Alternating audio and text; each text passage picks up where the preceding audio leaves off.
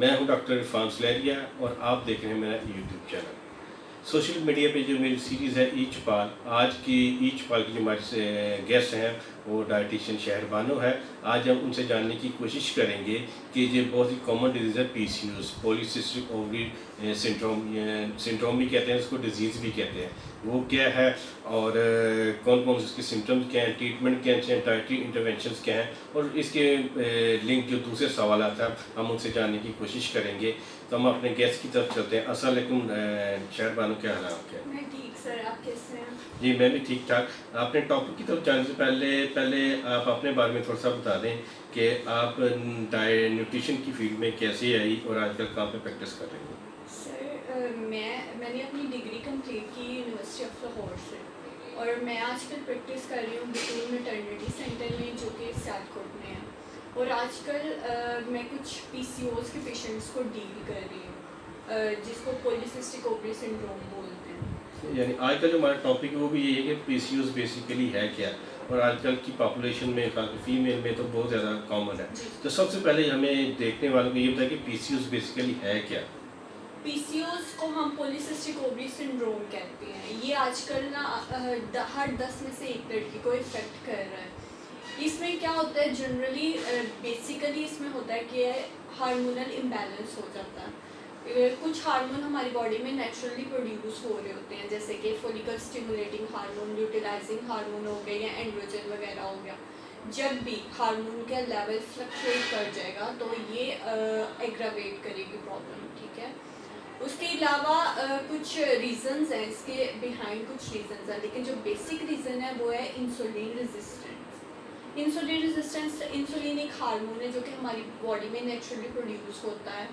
जब भी इसकी ओवर प्रोडक्शन हो जाएगी या अंडर प्रोडक्शन हो जाएगी तो ये हार्मोनल इम्बैलेंस होगा, जिसकी वजह से पॉलीसिस्टिक ओवरी सिंड्रोम हो सकता है। लाइफस्टाइल एक साथ लिंक है? हाँ जी, लाइफस्टाइल के साथ भी लिंक है और इसका डाइट के साथ बहुत ज़्यादा लिंक है। जब भी कोई पेशेंट गायनेकोलॉजिस्ट के पास जाता है तो वो यही रेफर करती है कि आप किसी न्यूट्रिशनिस्ट के पास जाएँ, डाइटिशियन के पास जाएँ, अपना वेट लॉस करें। यानी आपकी जो डाइटरी इंटरवेंशन है ना वो उसमें थोड़ी सी जो है ना चेंज है। जी। तो आपने बता दी कि पीसीओएस है कि किस पॉपुलेशन में ज़्यादा होता है, इसके सिम्टम्स क्या हैं?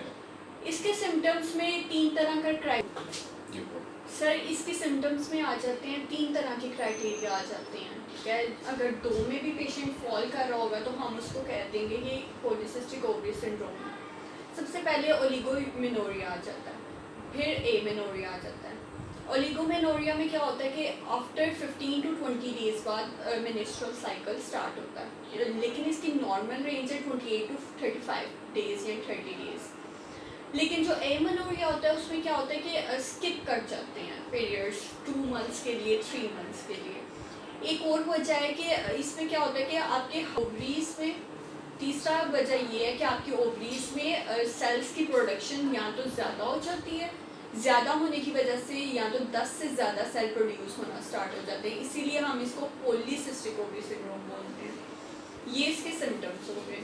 या तो जब टेस्टोस्टेरॉन एक हार्मोन है जो हमारी बॉडी में प्रोड्यूस हो रहा होता है, उसकी अमाउंट बहुत कम प्रोड्यूस हो रहा होता है। उसकी अमाउंट अगर ज़्यादा हो रही है तो हमारे फेशियल हेयर्स आएंगे, बॉडी पे काफ़ी ज़्यादा हेयर आएंगे, हमारी गर्दन का कलर बॉडी के कलर से डिफरेंट हो जाएगा या सर के बालों का गिरना भी स्टार्ट हो जाएगा। और एक इसके सिम्टम में ये है कि इंस्टेंट वेट गेन स्टार्ट हो रहा है।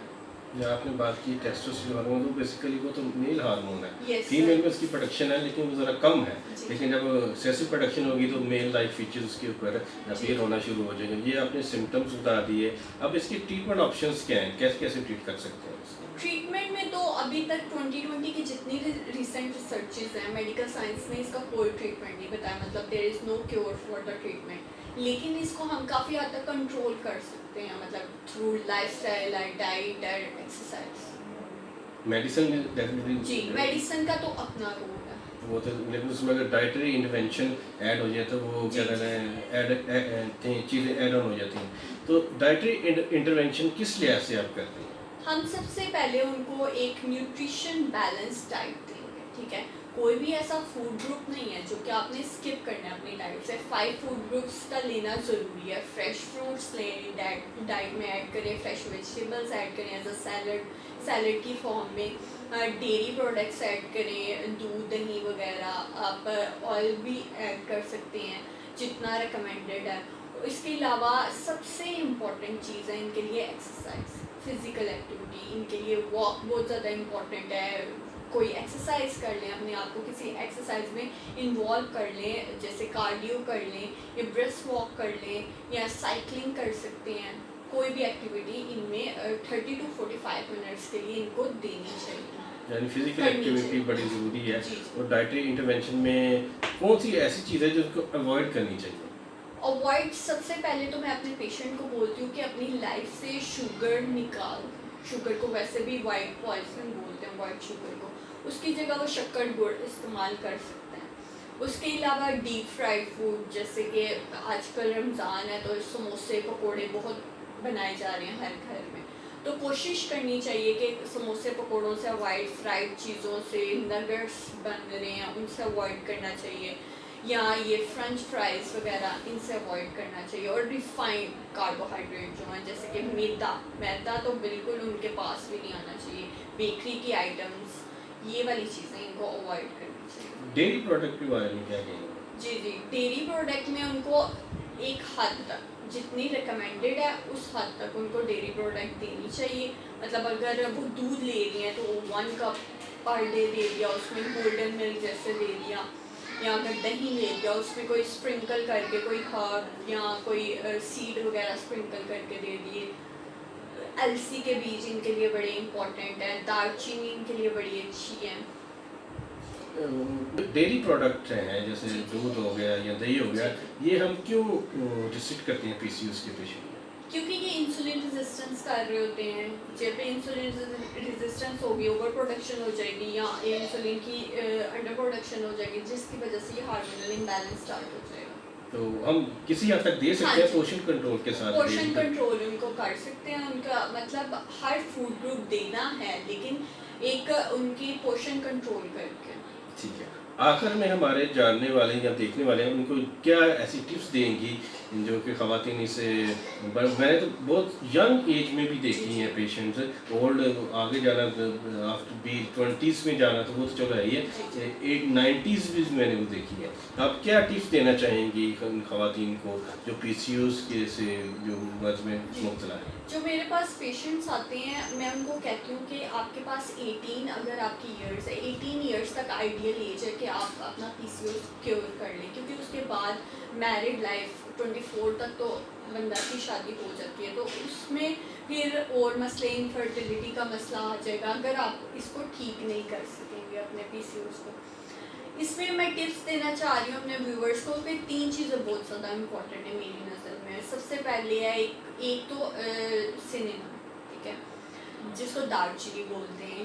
यूजुअली लोग उसका कहवा बना के पीते हैं या उसको बॉईल करके, लेकिन मैं रिकमेंड करूँगी कि आप उसका डिटॉक्स वाटर बना लें। जैसे एक जग में 1 पिंच दालचीनी डाल लें, साथ कोकम्बर डाल लें, साथ लेमन के 2-3 ड्रॉप्स डाल लें, तो वो पूरा दिन आप यूज़ करते रहें। वैसे भी दालचीनी के लिए बड़ी रेसिपीज़ हैं, जैसे स्प्रिंग रोल्स आ गए या कोई सैंडविचेस बना के आप खा सकते हैं। और दालचीनी के पाउडर को भी आप किसी भी चीज़ पे, खाने की चीज़ पे स्प्रिंकल करके भी खा सकते हैं, जैसे सैलड हो गया, फ्रेश सैलड वेजिटेबल्स का। दूसरा चीज़ आ जाती है फिनिग्रेक सीड, जिसको हम मेथी दाना बोलते हैं। मेथी दाने को भी मैं रिकमेंड करूँगी कि आप 1 गिलास पानी में रात को 1 टीस्पून मेथी दाना भिगो के रख दें, सुबह नरमे पेट बो लें। उसके अलावा आप मेथी दाने की आजकल तो हम रेसिपीज़ भी बनाते हैं घर में, आमतौर पे बन रही होती हैं मेथी और पालक की रेसिपीज़, वो दे सकते हैं हम पेशेंट को। या मेथी दाने को किसी भी फॉर्म में कोई रेसिपी नेट से देख लें, कोई फॉलो करके, तो वो हम बना सकते हैं। उसके अलावा थर्ड चीज़ हमारे पास ये है कि मैं उनको रिकमेंड करती हूँ कि अलसी के बीज, फ्लैक्सीड बहुत अच्छे हैं, उसको हम 1 टेबल स्पून हम पूरे दिन में ले सकते हैं। या तो उसको उसके ऊपर सैलड की फॉर्म में लें, सैलड के ऊपर डाल के खा लें, या तो आप किसी अपने रोटी के ऊपर स्प्रिंकल कर लें, या तो आप उसको किसी रेसिपी में डाल के अपने किसी खाने वाली चीज़ में डाल के खा सकते हैं। यानी ये जो जनरल टिप्स हैं जिससे कोई भी अगर उसको फॉलो करे तो पीसीओ से काफ़ी हद तक बच सकता है, यानी एहतियाती तौर पर उसे यूज़ कर सकते हैं टिप्स को, क्योंकि 3 चीज़ें बहुत ज़्यादा इम्पॉर्टेंट है। सबसे पहले बैलेंस न्यूट्रिशन लेनी है, 5 फूड ग्रुप्स ऐड करने हैं। कोई भी ग्रुप आप अपने न्यूट्रिशन या डाइटिशियन के थ्रू ही स्किप कर सकते हैं, वरना नहीं ऐसे अपने से आप स्किप नहीं कर सकते। दूसरी चीज़ ये कि वेट लॉस बहुत ज़्यादा इम्पोर्टेंट है इसके लिए। और तीसरी चीज़ एक्सरसाइज, वॉक बहुत ज़्यादा, यानी लाइफस्टाइल मॉडिफिकेशन आ गई है उसमें, आपकी डाइट भी होगी, एक्सरसाइज भी होगी, और नींद का पूरा होना वो भी बहुत ज़रूरी है। अगर आपकी नींद भी डिस्टर्ब है तो वो भी ऐड ऑन कर लेती है पीसीओएस के अलावा और दूसरी कॉम्प्लिकेशन। थैंक यू शहर बानो, आपने कीमती वक्त में से थोड़ा सा टाइम दिया, और हमारे जो देखने वाले हैं, सुनने वालों को मेरे ख्याल में उनके नॉलेज में बड़ा इजाफा हुआ होगा कि पीसीओएस बेसिकली क्या है, कौन सी तदाबीर तैयार की जा सकती हैं इससे बचने के लिए। मैं फ्यूचर में भी आपसे रिक्वेस्ट करूँगा कि किसी और टॉपिक के ऊपर इस तरह की अवेयरनेस सेशन जो है मेरी ईच पाल सीरीज़ के थ्रू लोगों तक चलते रहे। Thank you.